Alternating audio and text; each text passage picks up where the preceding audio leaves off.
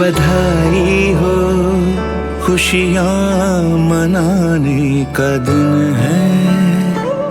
बधाई हो, खुशियाँ मनाने का दिन है।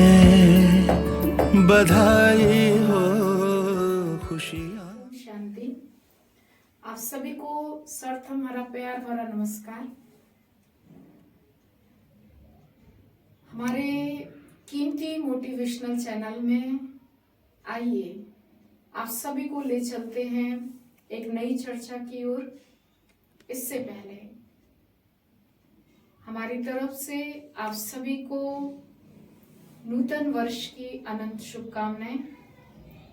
और मैं यही कहना चाहूंगी कि आइए कुछ काम विशेष करते हैं, रोशन हर गांव, गली, मोहल्ला और देश करते हैं। कार्यक्रम की शुरुआत करने के पहले हम सब आने वाले नए वर्ष का हार्टी वेलकम करते हैं, स्वागत करते हैं, अभिनंदन करते हैं। तो चलिए मेरे भाइयों बहनों, आज हम आपके सामने एक नई चर्चा लेकर आए हैं और इस चर्चा में आप सबके बीच में उपस्थित हैं हमारे जिले की परम श्रद्धेय, परम आदरणीय हमारी क्षेत्रीय निर्देशिका आदरणीय माधुरी बहन जी। बहन जी ओम शांति। ओम शांति। आज के इस वार्तालाप में मैं आपसे यही प्रश्न करना चाहती हूँ बहन जी कि कल जो नए साल की शुरुआत होने वाली है, तो इस नए साल की हमें तैयारी कैसे करनी चाहिए? क्योंकि आपको भी पता है और हमें भी पता है कि आज की जो 31 दिसंबर की शाम है, आज लोग बहुत प्रकार की प्लानिंग कर रहे होंगे। कोई अच्छे साल की शुरुआत के लिए पार्टी की तैयारी कर रहे होंगे, कोई बाहर जाने की तैयारी कर रहे होंगे, या और भी जो भी उनकी तैयारी चल रही हो। क्या हमें भी इसी प्रकार की तैयारी में रहना चाहिए, या आपको लगता है कि आध्यात्म के साथ हमें एक अच्छी रीति से एक अच्छी पहल करनी चाहिए? तो बहन जी आप हमारे दर्शकों को गाइडलाइन देंगे, उन्हें बताएं कि कैसे हम इस अच्छे नए वर्ष की शुरुआत करें। ओम शांति। सर्वप्रथम आप सभी को नए वर्ष की ढेर सारी शुभकामनाएं, बधाई, मुबारक हो, मुबारक हो।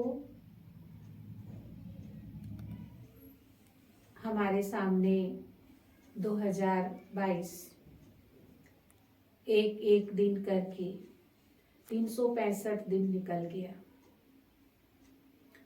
सभी प्रायः जब वर्ष का अंतिम दिन होता है तो बहुत अच्छे अच्छे सुंदर मन में प्लानिंग करते हैं, और एक दिन सबको हैप्पी न्यू ईयर, नए वर्ष की शुभकामनाएं ये भी कह करके नया वर्ष अपने अपने तरीके से सब मनाते, हर वर्ष मनाते हैं, इस वर्ष भी मनाएंगे। लेकिन नया एक दिन नहीं होता। देखा जाए तो हमारे लिए हर घंटा, हर दिन, हर माह, हर वर्ष नया है। क्योंकि कल क्या होगा या अभी थोड़े समय बाद क्या होना है हमको कुछ पता नहीं होता है। इसलिए रोज ही हमको कुछ न कुछ नवीनताएं करनी चाहिए, और जब व्यक्ति नवीनता करता है तभी उसके अंदर उमंग आता है, और जहाँ जिस व्यक्ति के अंदर उमंग होता है तो हर कार्य में उसको सफलता अवश्य मिलती है।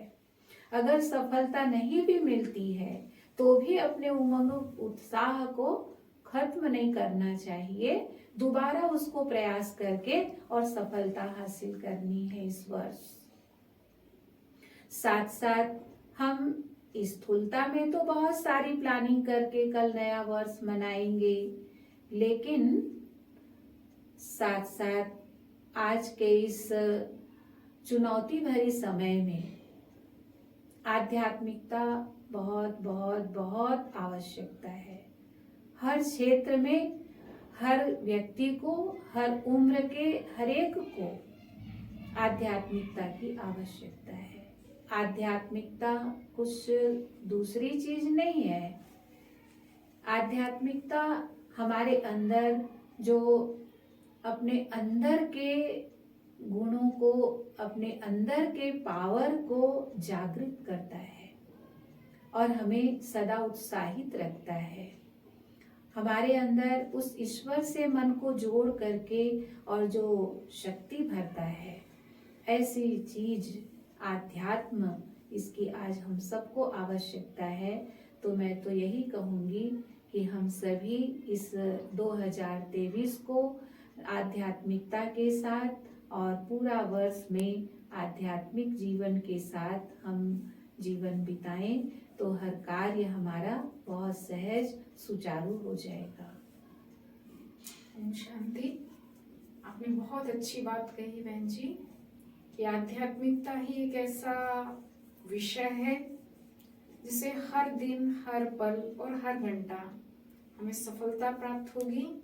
और हैप्पी न्यू ईयर अर्थात केवल एक दिन की बात नहीं, लेकिन हमेशा हर कार्य की अगर हम आध्यात्म के द्वारा शुरुआत करते हैं तो सफलता हमें निश्चित मिलती है। आपको बहुत बहुत शुक्रिया बहन जी। अभी मैं चाहूंगी आपसे एक और प्रश्न करना कि एक तरफ तो हम सब नए वर्ष की जोर शोर से तैयारियां कर रहे हैं, जश्न भी हम मना रहे हैं, लेकिन दूसरी तरफ हमें ये भी सुनने में आ रहा है कि कोरोना की जो अगली लहर है वो बहुत तेजी से फैलने वाली है और नए साल के शुरुआत में ही उसका बड़ा भारी प्रभाव पड़ने वाला है। तो ये जब हम समाचार सुन रहे हैं तो एक तरफ तो भय भी मन के अंदर जागृत हो रहा है, देश के लोगों में, विदेश के लोगों में। तो बहन जी आप हमें ये बताइए कि ये सब लॉकडाउन की जो न्यूज़ है, कोरोना की जो भयानक लहर है, इन सब समाचारों को सुनते हुए भी हम कैसे अपने आप को भय से मुक्त रखें, हम निश्चित रह करके निश्चिंत अवस्था को प्राप्त करें। मैं जी आप इसके अंतर्गत हमें क्या राय देना चाहेंगे? वास्तव में कोरोना ही नहीं, लेकिन मनुष्य जीवन वास्तव में एक है ही अनेक प्रकार के समस्याओं के दौर में अभी हर मनुष्य गुजर रहा है। और जो हम सोचते हैं वही हमारे जीवन में होता है। जब पिछले वर्ष भी सभी कह रहे थे कोरोना दोबारा फिर से आएगा, तो मैं हमेशा जो भी मेरे से कहते थे तो मैं कहती थी कि और तरफ भले आएगा लेकिन हमारे जिले में नहीं आएगा। तो रियल में देखा गया कि बालाघाट जिला में सुनने में आया कि 2-4 को कभी रिपोर्ट में पॉजिटिव आया, परंतु फिर हमारे जिले तक वो अंदर नहीं आया। ऐसे हमारी संकल्प शक्ति ऐसी शक्ति है जो हम अगर रियल में उसको पावर दे करके, उस परमात्मा से पावर ले करके जो हम संकल्प करते हैं वो हो जाता है।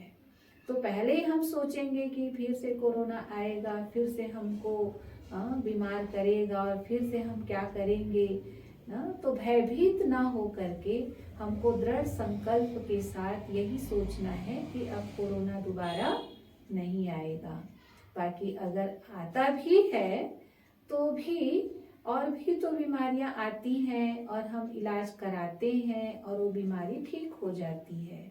ठीक इसी तरह से अगर आएगा भी तो हम ठीक हो जाएंगे। और साथ साथ हम अपने जीवन को निश्चिंत बनाने के लिए सदैव श्रीमद् भगवत गीता का जो सार है उसको भी हम बुद्धि में रखें कि जो हुआ अच्छा, जो हो रहा है उससे अच्छा, जो होने वाला है उससे भी और अच्छे से अच्छा। इसको सिर्फ हमें कहना ही नहीं है, लेकिन जो श्रीमद् भगवत गीता के जो ज्ञान दाता हैं परमात्मा, उनको भी हम सदैव स्मृति में रखेंगे, साथ रखेंगे, तो निश्चित रूप से हम निश्चिंत रहेंगे। आपने बहुत अच्छी बात बहन जी इस प्रश्न का उत्तर देने में हमको बताई।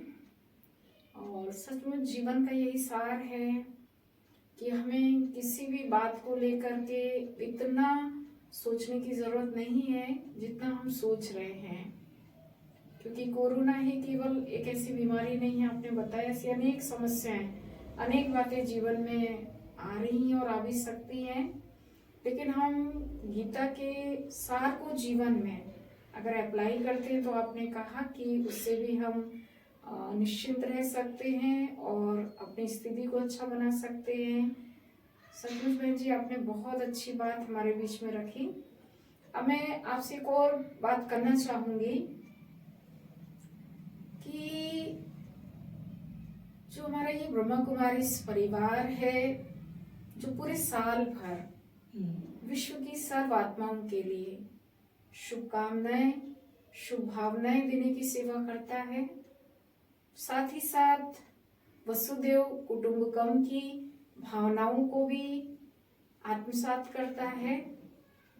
तो बहन जी आप जो इतने वर्षों से अपनी तपस्या कर रही हैं, अपनी सेवाएं कर रही हैं, तो आप हमारे जो भी ये ब्राह्मण परिवार है इनके प्रति आने वाले नए वर्ष के लिए आप अपने क्या शुभ संकल्प प्रदान करना चाहते हैं, ताकि एक एक जो हमारे भाई बहने हैं उन्हें भी ये अनुभव हो कि बहन जी के ही संकल्पों से हमारा पुरुषार्थ बढ़ रहा है, हम जो सोच रहे हैं वो सब कार्य हमारा सहज होता जा रहा है।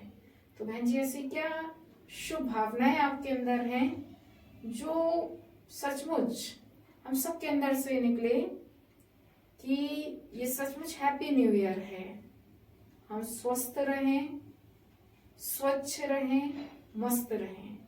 तो बहन जी आप अपने विचार देंगे हम सब के लिए। ये 2023 यूं तो दुनिया में भी लोग जब जन्मदिन मनाते हैं तो कई तो खुशी मनाते हैं कि इतने वर्ष के हो गए, और कई कहते हैं कि ये तो खुशी की बात नहीं है क्योंकि उम्र में से एक वर्ष कम हो गया। ठीक उसी तरह जितना हम आगे न्यू ईयर मनाते जाते हैं, 2021 मनाया, 20 मनाया, 22 मनाया, अभी 23 मनाएंगे, तो ये भी देखा जाए तो हमारे जीवन में से समय कम होता जाता है। तो अब देखा जाए तो जो कम समय बचा हुआ है ना, तो जिस तरह से एक विद्यार्थी के सामने अगर परीक्षा में जितना कम समय बचता जाता है उतना वो अपने स्टडी पर ज्यादा गौर करते जाता है, ज्यादा समय देते जाता है।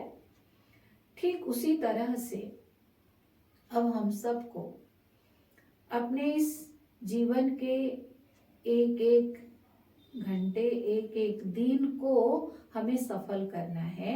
और किसमें सफल करना है? औरों को ज्ञान दे करके, सुख दे करके, उनके भी जीवन को सहज सुगम बना करके, उस परम पिता परमात्मा से अपने मन के तार को जोड़ करके, अपने अंदर उनसे शक्तियां हासिल करके, और प्रकृति जो 5 तत्व वो भी सदैव हमारा सेवक है। धरती माँ हमें अन्न देती है, आकाश, वायु, आज हर एक 5 तत्व अगर उनकी सहयोग हमें ना मिले तो हम 1 सेकंड भी जीवित नहीं रह सकते। इसलिए उन 5 तत्वों को भी हमें धन्यवाद करते हुए परमात्मा की शक्ति उनको भी अवश्य देनी है। और साथ साथ प्रजापिता ब्रह्मा कुमारी ईश्वरीय विश्वविद्यालय के लिए नया वर्ष ये और बहुत सुंदर हमारे लिए एक अवसर लेकर के आता है, क्योंकि प्रजापिता ब्रह्मा कुमारेश्वरी विश्वविद्यालय के संस्थापक प्रजापिता ब्रह्मा बाबा का ये संपूर्णता का अव्यक्ति मास है। 18 जनवरी को हम सब उनके अव्यक्ति दिवस मनाएंगे, पुण्य स्मृति दिवस मनाएंगे। लेकिन सिर्फ उस दिन ही नहीं मनाना है। ये जनवरी मास उनके किए हुए कर्मों को, उनके किए हुए कर्मों के कदम पर कदम रखते हुए हमको भी उनके समान संपन्न, फरिश्ता, संपूर्ण बनना है। और हमें अपना ही स्वयं का ही नहीं, लेकिन साथ साथ जो भी हमारे साथी हैं, जो भी हमारे परिवार के सदस्य हैं, जो भी संबंधी हैं, उनके लिए भी हमें यही शुभ भावना रखते हुए उस परम पिता परमात्मा से उनको भी जोड़ करके उनको भी अपने साथ साथ चलाना है। ओम शांति। ओम शांति। तो मैं आप सभी के समक्ष आदरणीय बहन जी का बहुत बहुत दिल से धन्यवाद करती हूँ। आज आपने अपना मूल्य समय हमें दिया और बहुत अच्छे अच्छे उत्तर हमारे बीच में आदरणीय बहन जी ने रखे। तो एक बार पुनः मैं दिल से आपका बहुत बहुत शुक्रिया अदा करती हूँ और साथ ही साथ आप सबको पुनः नूतन वर्ष की हार्दिक शुभकामनाएं देती हूँ। और फिर यही कहती हूँ कि हर झील में कमल खिला नहीं करते, हर सीप में मोती मिला नहीं करते।